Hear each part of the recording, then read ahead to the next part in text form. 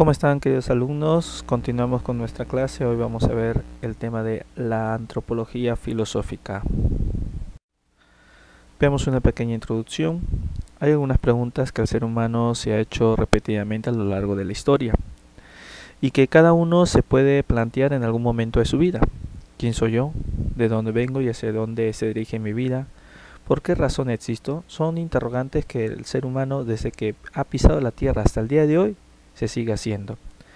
Desde el frontispicio del templo de Apolo en Delfos ya se invitaba al ser humano a aplicarse a la tarea de conocerse a sí mismo, y el mismo Sócrates afirmó que una vida no examinada no era digna del hombre.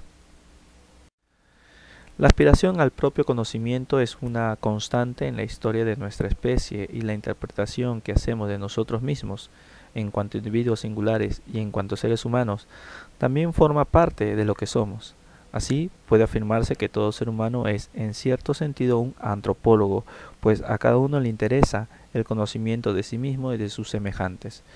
Es verdad, queridos alumnos, necesitamos conocernos a nosotros mismos, conocer la parte externa y la parte interna de tu ser, es decir, quién eres y qué cosa eres, para qué sirves para ti mismo y para qué sirves para los demás.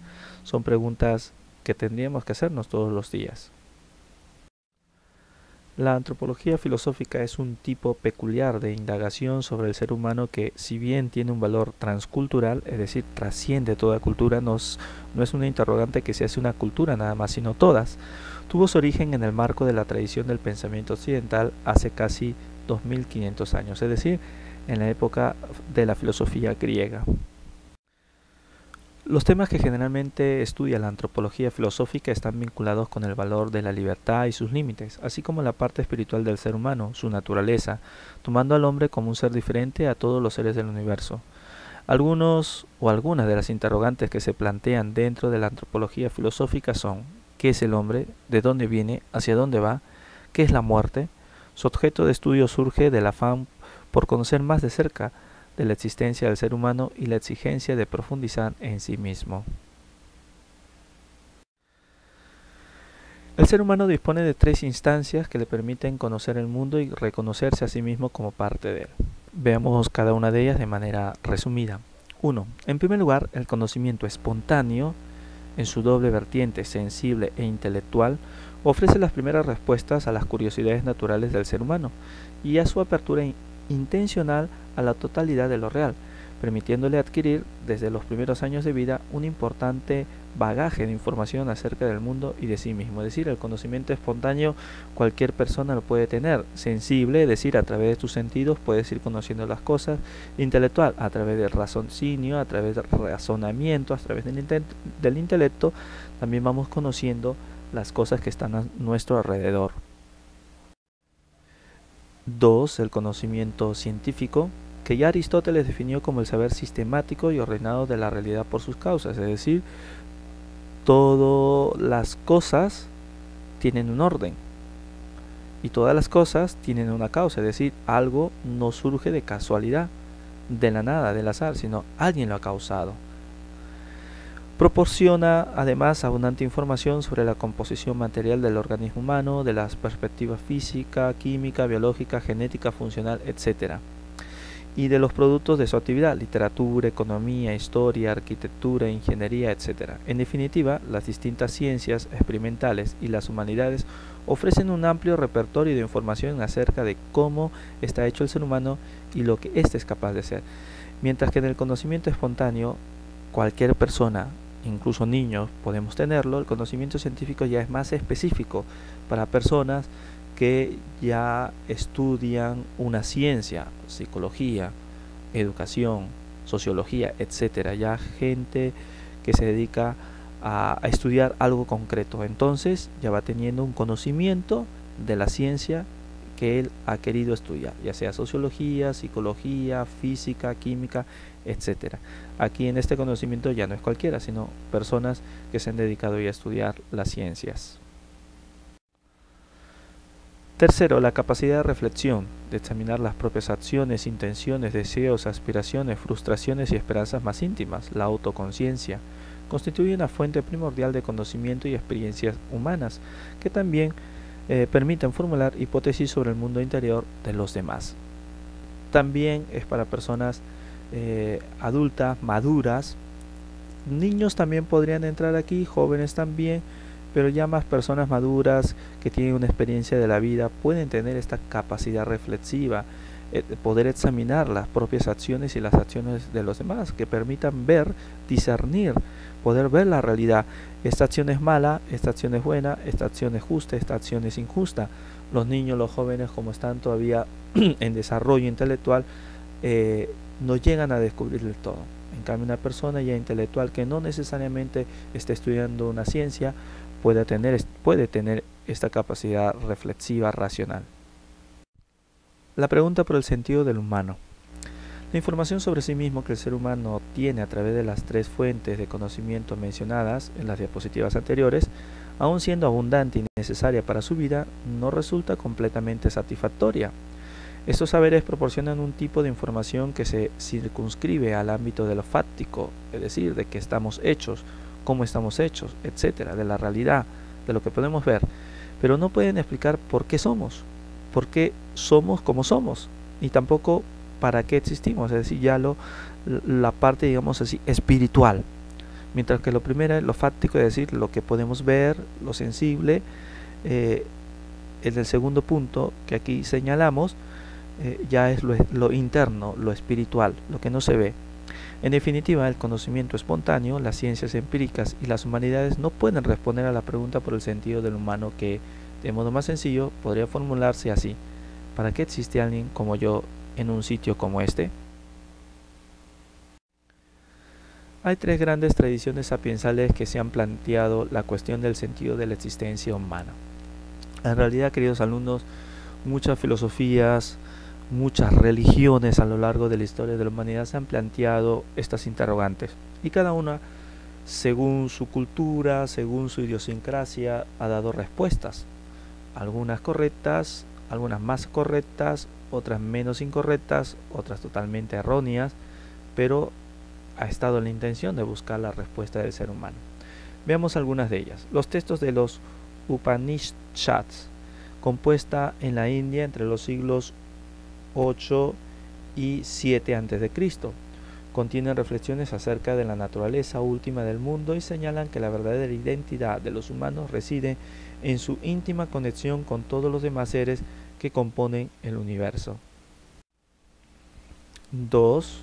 En el seno de la tradición china, los Anacletas, la recopilación del pensamiento de Confucio, del 551 al 479 a.C., realizada por sus discípulos, presentaban también una teoría del universo y de la naturaleza humana junto con prescripciones éticas que intentan responder a las grandes preguntas sobre el hombre.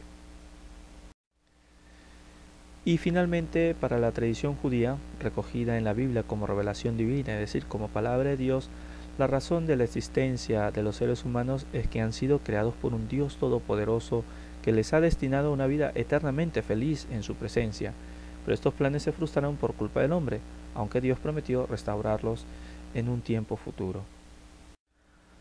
Entonces, estas tres tradiciones ofrecen una explicación del sentido de la existencia humana que tiene un carácter sapiensal, es decir, un carácter poético, un carácter de sabiduría para el pueblo, para la gente, o religioso también se le llama, pero en ningún caso emplean métodos y argumentos de carácter exclusivamente lógico-racional, es decir, filosófico, más su explicación es religiosa, espiritual, no filosófico, como harían los filósofos como Sócrates, Platón, que responden según la filosofía. Aquí las respuestas son más religiosas, espirituales.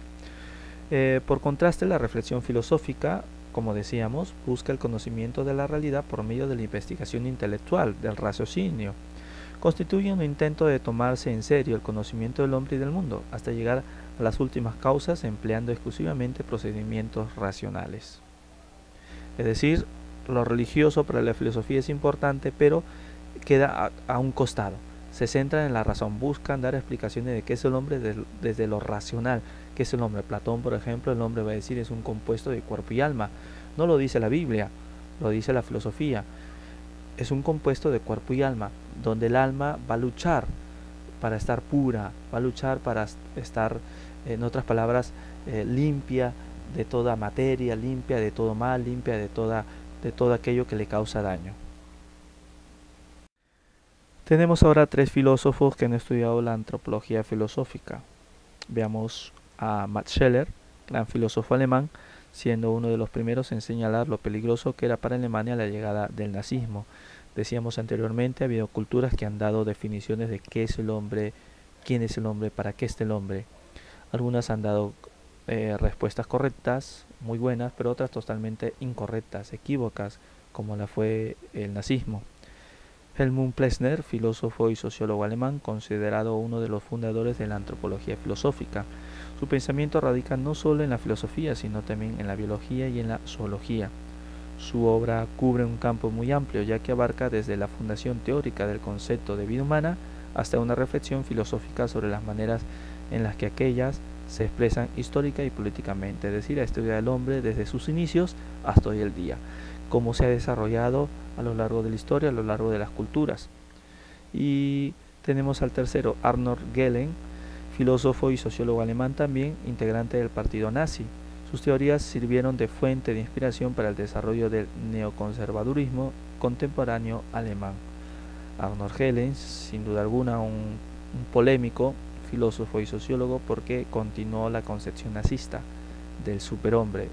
El hombre nazi es superior a todos los demás, decían ellos. Muy bien, queridos alumnos, y concluimos pues con nuestra tarea. Quiero que me presenten la biografía de Max Scheler, uno de los filósofos que hemos mencionado anteriormente, y me subrayes las ideas importantes y me presentes una imagen de dicho filósofo. Nos escuchamos en nuestra próxima clase de Zoom. Universidad Cristóbal Colón presenta Tecnologías de Información y Comunicación aplicadas a la antropología filosófica. Dr. Sergio Román Jara. El tema que más ocupa y preocupa al hombre es sin duda su propia realidad, su propia definición, es decir, la pregunta acerca de su ser. Kant se cuestionaba, ¿qué puedo saber? La respuesta le correspondía a la metafísica. ¿Qué debo hacer? Le respondía la moral. A la tercera pregunta, ¿qué me cabe esperar?, le corresponde la religión. Todas esas preguntas se pueden resumir en ¿qué es el hombre? Esta preocupación le ha ocupado siempre, y parece que le seguirá preocupando mientras él siga existiendo. Muchas cosas hay tan misteriosas, pero ninguna tan misteriosa como el hombre. Sófocles. Además, las respuestas a lo largo de la historia han sido tan variadas. El cristianismo nos dice que somos imagen y semejanza de Dios. Aristóteles nos dice que somos animales racionales, y la ciencia dice que somos producto de la evolución. No obstante, en ninguna época el hombre se ha vuelto tan problemático como en la actual, dice Scheler. Cosa increíble y estupenda, misterio inagotable. Cada saber se empeña en develar el misterio del hombre. Es cierto, cada uno posee una profundidad elevada, pero por sí mismo es insuficiente para explicar la totalidad de lo humano. Cada ciencia trata de dar respuesta a la pregunta fundamental: ¿qué es el hombre? Sumerjámonos, pues, a la antropología filosófica, la ciencia más acorde y más adecuada para dar respuesta a este misterioso ser.